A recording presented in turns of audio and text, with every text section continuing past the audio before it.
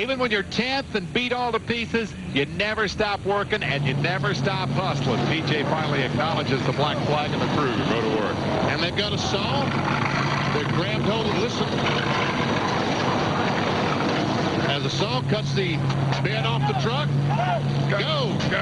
Get her back out there. And PJ does exactly as they say. He goes.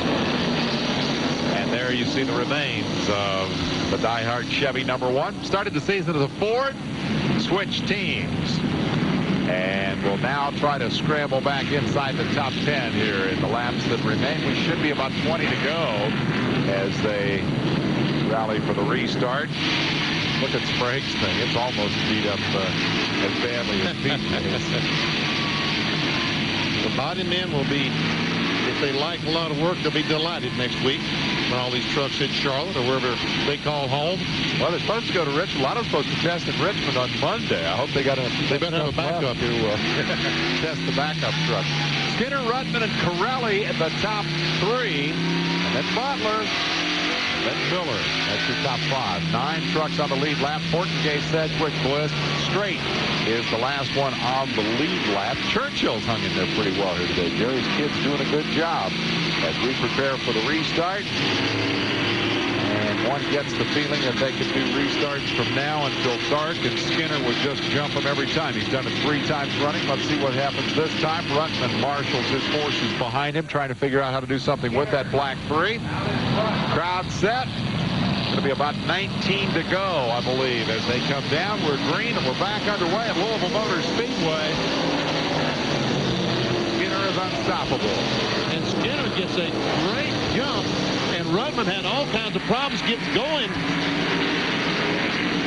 Getting going, is that a word? I believe it is. Okay, we made one anyway. What you meant. I knew exactly what you meant. I don't know why, though, because he had a lot better restart than that. Butler trying to work his way around Swindell's backup machine. Let's get a quick update from the pits of Marty Reed. Well, remember, Toby Butler cannot hear the crew, but we asked him when he was falling back, does he have a problem? They said no. He's telling us that he is saving the tires. He figures there's going to be a lot more yellow. So maybe he does have something left here. He quickly disposed of Swindell. We'll try to hunt down Rutman. Well, 15 laps to go. It's time, Tony. If you got anything, now's the time to use it. Cash it in, Tony. Show us all you got. Corelli is just holding his own in 4th and will now be under attack from Miller. That is for 4th spot. Miller looks like he's pretty tough on the bottom. Corelli up on the outside. You see him racing. Look out. And Corelli loses control. The back end jumps out, and that gives Butch Miller the spot. Run almost a whole lot. Well, Rezendes in trouble now. He hit... If he didn't hit the wall, he missed an awfully good chance. Meanwhile, back to the race for the 3rd spot. It's 21, Toby Butler, who has 3rd. 98, Butch Miller is chasing him down. The 38 truck of Swindell lap down. He moves up out of the way. He sees Corelli coming in his rear and moves clear. Rezendes is in trouble and will finally clear the racetrack. Butch Miller saves his best for last. Now Sammy says, hey, Butch, you got to go faster than that or I'll race you for it, buddy. This is for 3rd, 4th, and 5th, and it's a fair ways behind Rutman, who's all alone in 2nd, and the story of this race will be number 3, Skinner, unless something untoward happens in the last 10 laps. He is in control of it.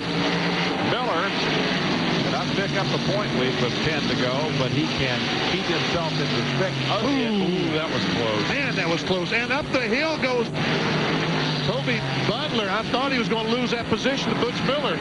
And the reason we're showing you this race, we'll just tell you that Skinner right now has 20-25 car lengths on the 2nd place truck of Joe Rutman. So we'll show you the race for 3rd place, which is a great race. Rutman may be closing on Skinner a little. We're going to get a yellow. What's this for? Debris down in the turn 1. Probably from Rezendes' mishap then. Rezendes came back, cut across the pits, went back out. There it is later on the racetrack. It looks like a brake duct. D-U-C-T. Quack, quack. Eagle-eyed spotter says, guys, we got to clean that up. We get the 11th caution of the day. One last shot at the leader, Mike Skinner. I'll say it again. I think they could line him up and do restarts from now until tomorrow. And unless there is a minor miracle, Skinner's going to cover him time after time. He's just got a great truck when it matters most late in the event. He just threw the duck over in the grass. He treated that radio rather poorly as he banged it off the asphalt. Now, Joe, try first gear on a restart. If he's trying second gear, try first. If he's trying third, try second. Whatever he did last time, do something different. Do something different. Paid off. Skinner, Rutman, Butler, Miller, Corelli, the top 5. Now we're in the 10-lap rule. So the lap cars will not line up beside the leaders. These cars will line up single file with Rutman right on the back of Skinner. So this will help Joe somewhat. He will not have that slow traffic, those lap cars on the inside of him. Remember in our Tucson telecast, P.J. Jones so impressively making up laps on every restart. Now Rutman needs just one great restart to claim the first victory for Ford and the first for his team.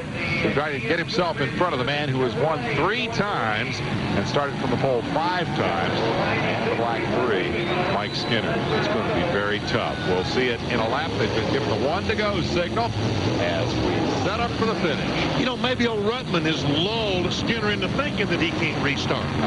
Just waiting for a restart single file, you see. Could he be that smart? Well, a certain danger in that because you're never quite sure that last restart is going to come, but who knows? Whatever the strategy, the payoff is going to come very quickly. They're up in turn, I would call it 3. Some drivers will tell you it's about turn 9. In any case, they're coming for the green. Here is the all-critical, perhaps final restart of the race. Skinner's got his foot down. Rutman's got his foot down. Butler right behind him. I didn't see Skinner do anything wrong there. If Rutman did something different, I couldn't see it because Skinner jumped him just like he did the previous 3 times. In fact, the challenge to Rutman is from behind. I don't think anybody has anything for Mike Skinner here this evening in the waning hours of daylight at Louisville Motor Speedway. The races for 2nd, 3rd, and 4th. Butch Miller working on Toby Butler. That is their 4th place truck, the Rezendes truck, number 98, as he tries his best to get by Toby Butler in the number 21, the green and yellow Ortho truck.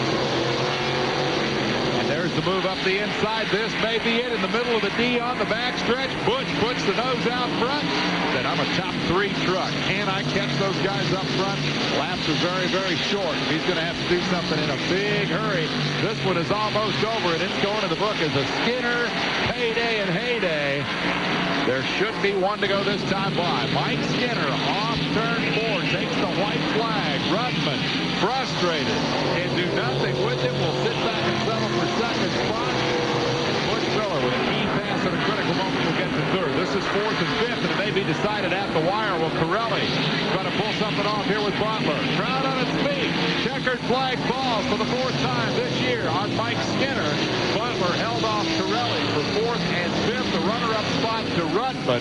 3rd will be Butch Miller. And so it's Chevy, Ford in the top 3. That is a pretty good story right there. A pretty good visual picture of what this race was all about. Beat it to pieces, but keep it running and keep it healthy enough to win. We see the damage to the door of that truck. He crashed on the very first lap. Crashed on the very first lap. We see Richard Childress congratulating all his crew. So, Richard, the trip here was worthwhile after all, wasn't it? Worth burning up all that jet fuel to get back here and see that. Skinner will go to victory lane. We'll be hearing from Marty Reed and the winner. It is over at Louisville. It was wild. We'll be back to hear the winner right after this time.